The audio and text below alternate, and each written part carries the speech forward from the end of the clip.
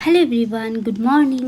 আমার আবারও একটা ছোট্ট ভ্লগে তোমাদের সকলকে ওয়েলকাম। সবাই কেমন আছো ঝটপট কমেন্টে জানিও। আমি তো বেশ ভালোই আছি। তবে এই যে প্রতিদিন ঘুম থেকে উঠেই এই ওয়েদারটা দেখতে পাচ্ছি, ঝিরিঝিরি করে সারাদিন বৃষ্টি হয়ে যাচ্ছে, একটুও বিরাম নেই, সাথে বাইরেই বেরোনো যাচ্ছে না। এই ওয়েদারটা খানিকটা এরকমই যে কিছু আকাশ পরিষ্কার হতে না হতে হঠাৎ করেই যখন তখনই বৃষ্টি নেমে যাচ্ছে। কিছু করার নেই, বর্ষাকাল যখন। শীতকালে শীত উপভোগ করছি, যদিও এখন শীতটা আগের মতো পড়ে না। গরমে কিন্তু প্রচুর ভাবে গরম উপভোগ করছি, আর বর্ষাকালে বর্ষা উপভোগ করবো না, এরকমটা আবার হয় নাকি? তবে এবারে বর্ষাটা কেমন যেন একটু অন্যরকম। বর্ষাকাল শুরু হওয়ার সাথে সাথেই কিন্তু আমরা একটা দিন এমন যাচ্ছে না যে বৃষ্টির মুখ দেখতে পাচ্ছি না, বরং সূর্যের দেখা মিলছে না। যা তরকারিতে তো বেশি হলুদ দিয়ে দিলাম। রান্না করতে করতে ভিডিও করলে এমনটাই হয়। শুনেছি মন দিয়ে রান্না না করলে নাকি সে রান্না ভালো হয় না। হলুদটা বেশি দিয়ে ফেললেও আমি কিন্তু রান্নাটা মন দিয়েই করছিলাম। তো যাই হোক, এসব কথা বাদ দিই। আজকে সকালে উঠে আমি জলখাবারটা বানাচ্ছিলাম।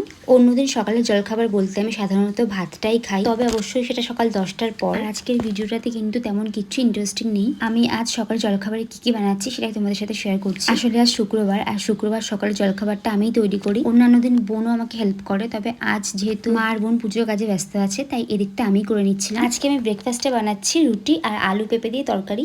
সবজিগুলো মানে আলু আর পেঁপে কেটে সবকিছু গুছিয়ে নিয়ে আগে তরকারিটা করে নিয়েছিলাম, দেন চাটাও করে নিয়ে এবার রুটি করার পালা। আটা চেলে দেন মেখে নিয়ে ভেজে সেঁকে নিই। বৃষ্টির দিনে ঘরে বসে কি মিনি ব্লগ বানাবো সেটা বুঝতে পারছিলাম না, তাই এরকম একটা ভিডিও করা। যাই হোক, বেশ অনেকগুলোই কিন্তু রুটি বানিয়ে নিয়েছিলাম। আর একটা সত্যি কথা কি জানো, আমি কিন্তু খাবার বানিয়ে নিজে খাবার থেকে অন্যকে খাওয়াতে ভীষণ ভালোবাসি। তো এই যে আমাদের ব্রেকফাস্ট রেডি, আমি খাবারটা খেয়ে নিই। তোমাদের যদি ভিডিওটা ভালো লাগে থাকে একটা লাইক করতে ভুলো না। বাই।